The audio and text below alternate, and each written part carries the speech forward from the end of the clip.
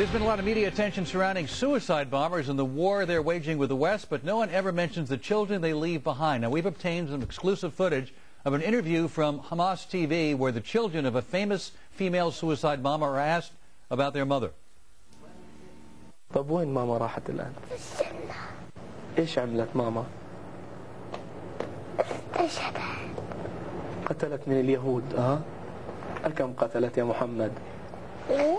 كم قتلت ماما من اليهود؟ Joining us now, the author of Because They Hate, a survivor of Islamic terror, warns America, Brigitte Gabriel. Brigitte, what do we know about this woman? As I understand it, she committed adultery and was given a choice of being killed by her family or becoming a suicide bomber. What can you add to that? Exactly. This is what is called honor killing in the Arabic world. And their mother had committed adultery. Supposedly, it was rumored that she was committed adultery. So it was her boyfriend who made the suicide belt for her, and her husband who drove her to the Eretz crossing where she blew herself up, and she was actually the first Hamas female suicide bomber. This is the sad reality behind the phenomena of female suicide bombing in the Middle East. The honor killing that many people in the West do not talk about. And the men, of course, don't have these Hobson's choices to make, right? They don't get treated the way the women get treated. Exactly. No, they don't. It is no punishment for the woman. The honor, no punishment for the man. The honor of the woman, of all the men of her family, lays between her legs. And if there is any reputation that she misbehaved, even for a daughter who's been raped by her brothers, even for a woman who refused to marry somebody that her parents chose for her, they will kill her. And what we are seeing is this new phenomena where women are threatened with death. And instead of choosing death dishonorably, they are choosing to die killing Jews and becoming immediate martyrs. So and look how the children are treated. They're being told, if you want to die honorably, here's the way to do it. How widespread is this? How many women would you put in this category of suicide bombers who had to make this kind of a choice? We are seeing a lot of suicide bombers who are, because of this situation of the honor killing, becoming suicide bombers, especially in the Palestinian territories. We are seeing women who are educated. For example, the first lady that became a suicide bomber in the Palestinian territories became a suicide bomber because her husband divorced her. She had no prospects of being married.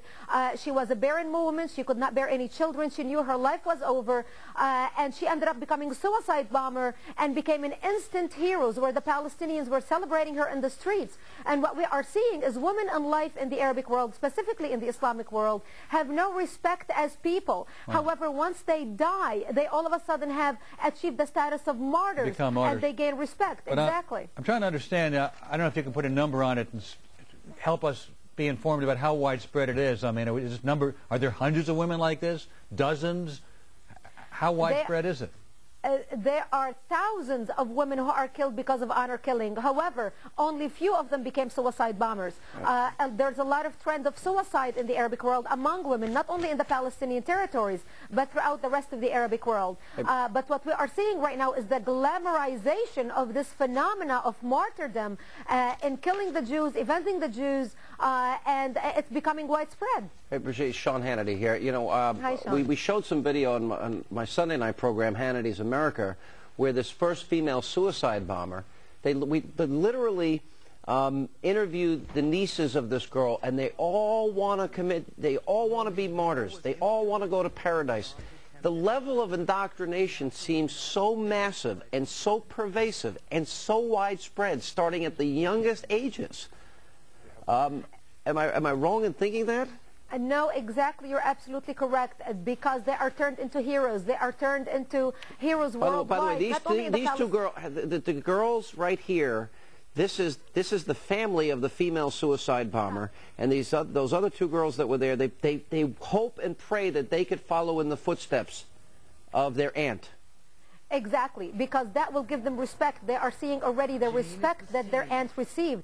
They are seeing the commercials that are being aired on Palestinian television, glamorizing female martyrdom and suicide bombing. They are seeing what they're going to receive in recognition, right, so in respect and love and attention. Then what you're really describing here, then if fanaticism is that widespread, then, you know, those that say, well, is this a battle of the culture? This really is. Is it that predominant? Where is the moderate voice? Where's the emerging Martin Luther King that wants peace with the Israelis instead of, you know, having young kids indoctrinated into saying, oh, my mother killed 5 Jews?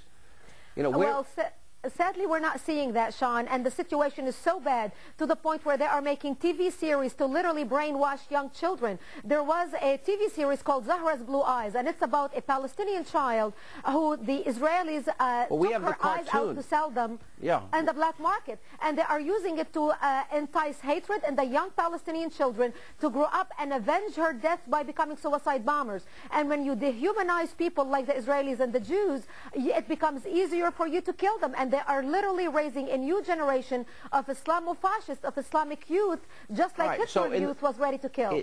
How pervasive is Islamic fascism? We always keep saying it's a small portion hijacking the religion. Is it a small portion? It's not a small portion, because when you look at the Arabic countries, for example, the Zahra's Blue Eyes, the TV series that I was mentioning to you, it started in Iran, and then Saudi Arabia picked it up, and Saudi Arabia developed their own There are billions of Muslims, and not all terrorists looking to kill us, right, Brigitte? There are billions of people who practice this religion. Not all Muslims are terrorists, of course not. We have 1.2 billion Muslims. They're not all ready to kill us. But we are seeing how they are brainwashing the children to grow up and hate, and preparing them for a holy war. When we watch the interview with the little children, you notice when they were asked to recite something, they recited the Quran. We thank you for being with us. Coming up as the